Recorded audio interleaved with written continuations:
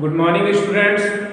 आज हम लोग सोशल साइंस में क्लास 10th के ज्योग्राफी के 4th चैप्टर को हम लोग आज स्टडी करेंगे, जो कि जिसका नाम एग्रीकल्चर या कृषि है। ठीक है, एग्रीकल्चर या कृषि। तो एग्रीकल्चर या कृषि जो है वो हमारे देश में किस तरह से इसमें लोग एंगेज हैं, इस पर हम लोग आज डिस्कस करते हैं। थोड़ा सा डिस्कस कर लेते हैं हिंदी इंग्लिश दोनों में। तो 2/3 of India's population is engage in agriculture activities. Agriculture is a primary activities which provides most of the food that we consumes. Agriculture in India also produce raw material to various industries, except that is paper industries, textile industries, etc. तो अगर हम agriculture की बात करें, कृषि की बात करें, तो कह सकते हैं कि भारत एक कृषि प्रधान देश है और यहाँ की 2/3 जनसंख्या जो है वो कृषि कार्यों में लगी हुई है, उसमें इंगेज है। और इस कृषि के अंतर्गत बहुत सारे काम किए जा सकते हैं। 2 टाइप की एक्टिविटीज़ की जा सकती है, प्राइमरी और सेकेंडरी। प्राइमरी एक्टिविटीज़ जो होती है उसमें हम मोस्टली जो है फूड आइटम्स जो होते हैं, यानी कि फूड क्रॉप्स जो होते हैं, उसको हम लोग यानी कि प्रोड्यूस करते हैं, उत्पादन करते हैं कृषि उत्पादों को, जिसको कि हम खाते हैं और उसे हम कंज्यूम करते हैं। तो इस तरह से जो है ये एग्रीकल्चर प्रोडक्ट के अंतर्गत आता है। साथ ही साथ एग्रीकल्चर का जो सेकेंडरी है उसमें हम रॉ मटेरियल की भी बात करते हैं। एग्रीकल्चर से हमें रॉ मटेरियल मिलता है, रॉ मटेरियल से को इंडस्ट्रीज में भेजा जाता है और वहाँ पर जैसे कि पेपर बना इंडस्ट्री में, टेक्सटाइल इंडस्ट्री में कॉटन जाता है, पेपर मिल में जो है और जैसे कि ग्रास है या और दूसरी जो लुगदी होती है वो उसको भेजा जाता है। तो इस तरह से एग्रीकल्चर में 2 टाइप की एक्टिविटीज़ की जाती हैं, प्राइमरी और सेकेंडरी, यानी कि प्राथमिक और द्वितीय। प्राथमिक में हम एग्रीकल्चर या कृषि के अंतर्गत जो चीज़ें होती हैं उसको मोस्टली हम सीधे उससे कुछ प्राप्त करके और हम फूड आइटम तैयार कर लेते हैं। अगर हम दूसरे रूप में देखें तो इसके सहायक या सपोर्टेड जो है सब्सिडरी जिसे हम बोलते हैं, इसके अकॉर्डिंग अगर हम बात करें तो इसमें जैसे कि आपके डलिया बनाना, चटाई, अचार, मुरब्बा, है ना, इस तरह की जो चीज़ें बनाई जाती हैं एग्रीकल्चर से, ये सेकेंडरी है क्योंकि ये दिखाई नहीं देते, ये हिडन होते हैं, ये गौण होते हैं, है ना। तो ये भी एक चीज़ इसके अंतर्गत आती है। इसके बात कर सकते हैं features of the Indian agriculture. Features of the Indian agriculture में भारत की कृषि की प्रमुख विशेषताएं क्या क्या हैं, तो इस पर हम लोग थोड़ा सा जल्दी से बात कर लेते हैं। भारत के कुल क्षेत्रफल का लगभग यानी कि टोटल एरिया जो लैंड सरफेस है उसका 51% पार्ट में एग्रीकल्चर वर्क होता है, यानी कि कृषि कार्य किया जाता है। इसी तरह से इसमें जो है 1950-51 में जो इंडिया की जो GDP थी, सकल घरेलू उत्पाद, उसमें कृषि का जो कंट्रीब्यूशन था, जो योगदान था, वो 52.2% था, जो कि आज घट करके कितना घट करके रह गया, 16.3% रह गया। ये बहुत ही मतलब सोचने की बात है कि इंडिया एक एग्रीकल्चर बेस्ड कंट्री होने के बावजूद भी यहाँ पर जो देखा जाता है कि जो एग्रीकल्चर से जो हमें अब GDP मिल रही है वो बहुत कम। तो देखेंगे कि जब हम इंडिपेंडेंट इंडिया था, जब स्वतंत्र भारत थे, आज भी स्वतंत्र भारत है, लेकिन उस समय जब हमें रिसेंटली हम इंडिपेंडेंट हुए थे तब हमारी जो एग्रीकल्चर से हमें GDP मिलती थी। इसका मतलब यही था कि हम हमारे देश में, भारत में सबसे ज़्यादा जो ऑक्यूपेशन लोग करते थे वो कृषि से ही था, एग्रीकल्चर से था।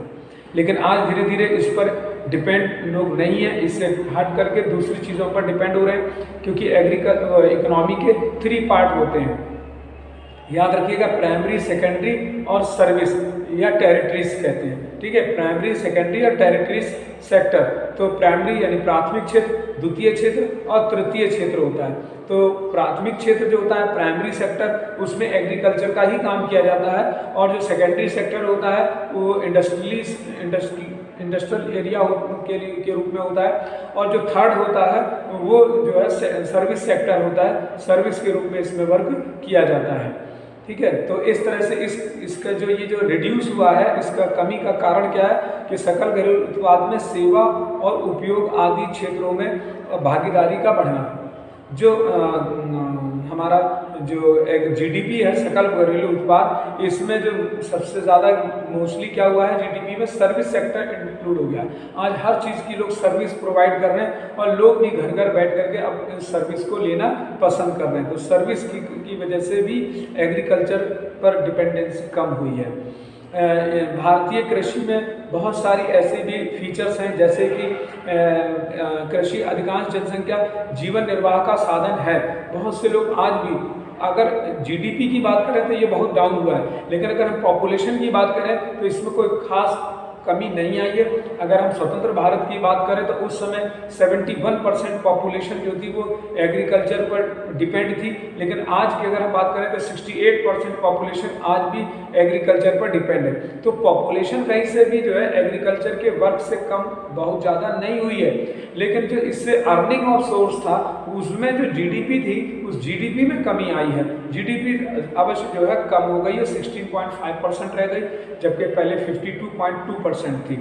ठीक है, इस तरह से जो है आज कृषि भूमि में 72% भाग पर खाद्यान्न फसलें पैदा की जाती हैं, और यानी कि फूड आइटम्स का प्रोडक्शन होता है, और 28% पार्ट पर जो है हम व्यापारिक फसलें यानी कि जो है जो कमर्शियल क्रॉप्स होती है उसको प्रोड्यूस करते हैं। ठीक है, इसी तरह से देश के लगभग 50% क्षेत्रफल पर आज भी कृषि होती है। आज भी हमारा जो 50% एरिया है उसमें हम एग्रीकल्चर या फार्मिंग ही कर रहे हैं, लेकिन जो इससे अर्निंग वैसे होनी चाहिए थी वो नहीं, क्योंकि सर्विस सेक्टर ने इतना बड़ा सर्कल अपने उसमें कर लिया है कि बहुत लार्ज स्केल पर ये फैल गया है सर्विस सेक्टर, जिसकी वजह से वो आज सबसे ज़्यादा अर्निंग ऑफ सोर्स है हमारे देश के लिए।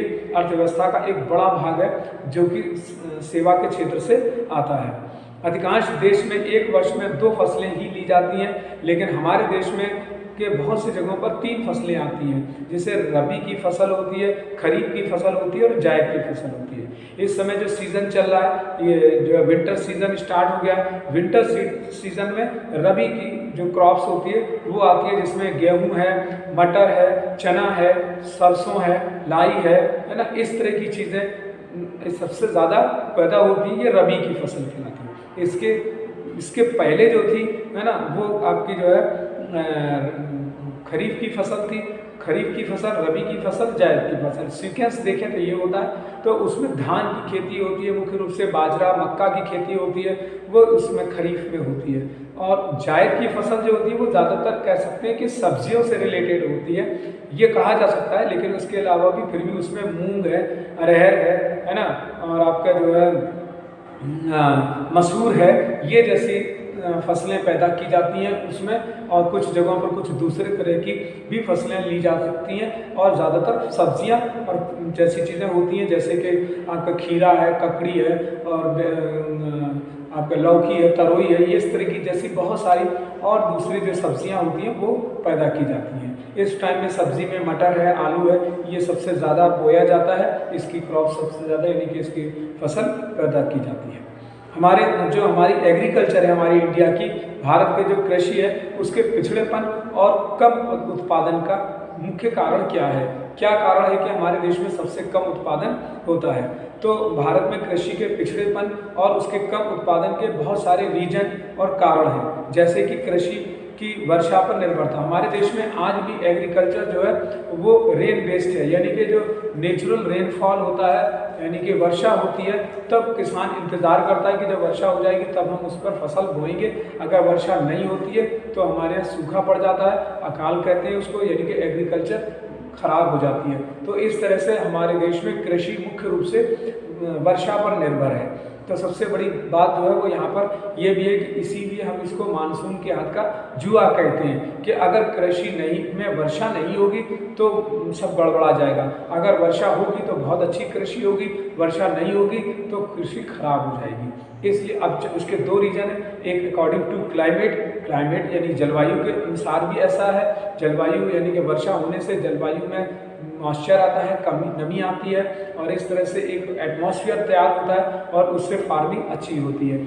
और अगर ऐसा नहीं हो पाता तो हम इरिगेशन के थ्रू यानी कि सिंचाई के द्वारा हम इस काम को करते हैं, लेकिन सिंचाई से हमें उतना फ़ायदा नहीं मिल पाता है। दूसरा है कृषि जोतों का छोटा आकार होना। जो हमारे जो एग्रीकल्चर फार्मिंग है, जोतों का जो छोटा आकार है, खेत जो छोटे छोटे होते हैं, है ना, वो भी इसका मुख्य कारण है। क्योंकि हमारे देश में जो किसान होता है वो उसके जो कई सारे बच्चे होते हैं, अब वो जब बड़े हो जाते हैं तो वो अपना अपना अधिकार मांगते हैं। अपना अधिकार मांगने की वजह से क्या होता है कि वो कृषि जो होती है वो कई पार्ट में डिवाइड हो जाती है, इससे भी बड़ा लॉस होता है। अगर मैं इसको एक डायग्राम से आपको क्लियर करूँ, मान लीजिए कि ये एक A% का खेत है और इसी से लगा हुआ ये B% का है, ये C% का है, ये B का है, ये C का है, ठीक है, और इधर ये ऐसे करके मान लीजिए D का है। अभी ये ABCD अपने अपनी फार्मिंग कर रहे हैं, एग्रीकल्चर अपनी जमीन पर कर रहे हैं। एक के अब 5 पुत्र हो जाते हैं। अब ऐसी कंडीशन में क्या होगा, एक की जो जमीन होगी वो इस तरह से 5 भागों में बढ़ जाएगी, है ना, 1 2 3 4 5, 5 भागों में बढ़ जाएगी, ठीक है। इसी तरह से B के मान लीजिए 3 पुत्र हो गए, तो B की जमीन ऐसे 1 2 3 में बांट गई। C के मान लीजिए 2 ही हुए, तो C के 2 भागों में बढ़ गए। D के 4 पुत्र हो गए, तो 1 2 3 4। अब देखिए ये एग्रीकल्चर क्या हुआ, है ना, इस तरह से एक जमीन जो है कितने भागों में बढ़ गई, कई हिस्सों में जाकर के उसको वो हो गई। अब इसमें फार्मिंग जब करेंगे अलग अलग सब लोग अपना अपना, तो वो उतनी अच्छी फार्मिंग नहीं हो पाएगी। अब अगर इसी को ये करें कि ये सभी भाई मिल करके इसमें से ये करें, आपस में तय कर लें कि हम कोऑपरेटिव एग्रीकल्चर करेंगे। कोऑपरेटिव एग्रीकल्चर यानी कि हम एक तरह से सहकारी कृषि करेंगे, तब क्या होगा, ये सब अपने अपनी जोत लिख लेंगे, है ना। 4% थे, 1 2 3, यानी कि आप इसको कह सकते हैं कि A B C और D, ठीक। A के 5 भाग हुए, B के 3 भाग हुए, C के 2 हुए और D के 4 हुए। इनको अगर हम जोड़ लें तो 5 और 3 कितना हुआ, 8 10 और 14, है ना। 14 लोगों की ये एग्रीकल्चर है, इनको लिख लिया गया किसकी किसकी कितनी है, और अब उठा करके इसको अंदर से हम बैठ करते हैं। तो अब क्या होगा इसका फायदा, इसका फायदा ये नजर आएगा कि अब ये इतने बड़ी जमीन पर बड़े आसानी से मशीनों से एग्रीकल्चर किया जा सकता है, खेती की जा सकती है। सब लोग मिल करके 14 लोग मिल करके चाहे तो ट्यूबवेल लगवा सकते हैं, 14 लोग मिल करके चाहे तो ट्रैक्टर हायर कर सकते हैं, 14 लोग मिल करके जो बीज है, सीड है ना, वो और आपका फर्टिलाइज़र यानी खाद इत्यादि का भी अरेंजमेंट कर सकते हैं। इस तरह से क्या होगा कि इसमें फार्मिंग हम अच्छी कर सकते हैं, लेकिन ऐसा होता नहीं है। अभी मैंने आपको बताया कि ये जो है पूरी तरह से बटी होती है, ठीक है। ये दूसरा बात है। दूसरा है कृषि की पारंपरिक तकनीक। जो हमारे जो एग्रीकल्चर है वो ट्रेडिशनल फॉर्म में हो रही है आज भी। एग्रीकल्चर अभी भी हमारे ट्रेडिशनल फॉर्म में चल रही है, जिसकी वजह से क्या है कि इससे दिक्कत पैदा होती है। साथ साथ क्या होता है, यानी कि हम अभी भी मशीनों का बड़ी मशीनों को हायर नहीं कर सकते। किसान छोटे हैं, तो गरीब भी हैं, इसलिए तो पुराने परंपरागत तरीके से ही कृषि कर रहे हैं। साथ ही भूमि पर जनसंख्या का भार भी अधिक है। इस ज़मीन पर लोग पॉपुलेशन ज़्यादा होने से भी ये कंडीशंस यानी कि एग्रीकल्चर पर उत्पादन कम होता है। जीविकोपार्जन का साधन ज़्यादातर लोगों का सिर्फ ऑक्यूपेशन जो है वो व्यवसाय जीविकोपार्जन, यानी इससे ही वो खा करके ही यानी खाने के लिए अनाज पैदा करते हैं, इससे भी इनको बड़ा नुकसान होता है। कृषि उत्पादन बढ़ाने के उपाय क्या क्या ऐसे साधन हैं जिससे कि कृषि का उत्पादन बढ़ाया जा सकता है। तो कृषि उत्पादन बढ़ाने के निम्नलिखित उपाय हैं, जैसे कि सिंचाई की सुविधाओं में वृद्धि एवं विस्तार करना, उन्नत बीज और उर्वरक की व्यवस्था करना, भूमि का संरक्षण करना, साथ साथ ग्रामीण क्षेत्रों में कृषि साख और सूक्ष्म साख सुविधाओं को बढ़ाना, है ना। इसके अलावा एग्रीकल्चर एजुकेशन को एक्सटेंड करना, यानी उसको बढ़ावा देना। के साथ साथ मॉडर्न एग्रीकल्चर जो टूल्स हैं उनको का यूज़ करना, उनको बढ़ावा देना, चकबंदी करना और छोटे छोटे बिखरे हुए खेतों को एक बड़े खेत में बदलना, है ना। इस तरह से ये सारे काम करने से क्या होगा, एग्रीकल्चर में जो कमी है वो रिफॉर्म होगा, उसमें सुधार होगा।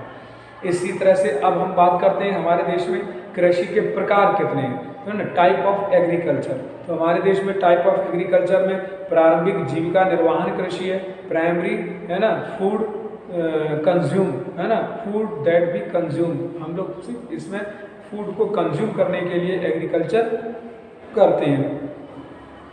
भारत में इस प्रकार के कृषि छोटे किसान अपने परिवार और मजदूरों की सहायता से ही भूमि के छोटे टुकड़े पर खेती करके अपना जीवन निर्वाह करते हैं। इस प्रकार की कृषि मानसून, मिट्टी की उर्वरकता और फसल उगाने के लिए पर्यावरणीय परिस्थितियों के उपयुक्त निर्भर करती है। इसलिए इस प्रकार की कृषि को दहन कृषि भी कहा जाता है। इस कृषि के अंतर्गत आदिवासी किसान जंगल की भूमि का एक टुकड़ा जलाकर कृषि के युग साफ कर देते हैं और उसके पश्चात उस भाग पर कुछ वर्षों को खाली छोड़ देते हैं, जिससे कि प्रकृति मिट्टी को उपजाऊ बना देती है। इस तरह से क्या होता है कि ये कृषि करने का तरीका है। ये सिर्फ निर्वाहन करने के लिए एग्रीकल्चर करते हैं, इससे देश का कोई भला नहीं होता, जो अनाज पैदा करते हैं उसी को खा जाते हैं। तो इस तरह से इससे कंट्रीब्यूशन इनका कुछ भी नहीं होता है। इसी तरह से जो है अगर हम बात करें तो दूसरे तरीके से तो प्रारंभिक जीवन निर्वाह कृषि के और भी नाम हैं, जैसे कि आपका वेनेजुएला में कोनुका कहते हैं, ब्राज़ील में रोका कहते हैं, तो अफ्रीका में मसोलो कहते हैं, है ना, तो मध्य प्रदेश में बेवर कहते हैं, पोडू कहते हैं, पोंडा कहते हैं, उड़ीसा में पामा डाबी बोलते हैं और बारिंगा कहा जाता है। ये सब इस तरह की जीवन निर्वाह कृषि होती है। ठीक है, नेक्स्ट क्लास में हम इसके आगे की बात करेंगे।